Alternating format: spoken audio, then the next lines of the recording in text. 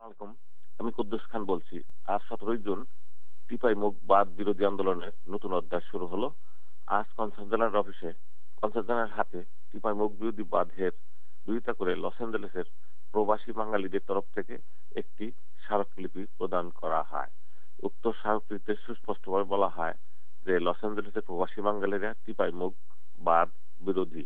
স্মারকলিপিটি বাংলাদেশের প্রধানমন্ত্রী শেখ হাসিনার উদ্দেশ্যে দেওয়া হয়।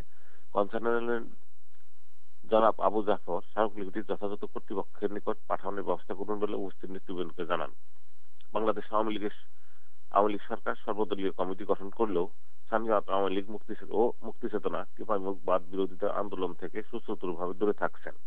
টিপাই মুখ বাদ বিরোধী করা ভারত বিরোধিতার নামান্তর বলে স্থানীয় আওয়ামী লীগ এবং মুক্তি চেতনা মনে করে। এই দুটি গ্রুপ ভারতের সহিত সুসম্পর্ক রেখে চলার পথ বেছে নিয়েছে বলে সকলেই ধারণা করছেন। Thank you.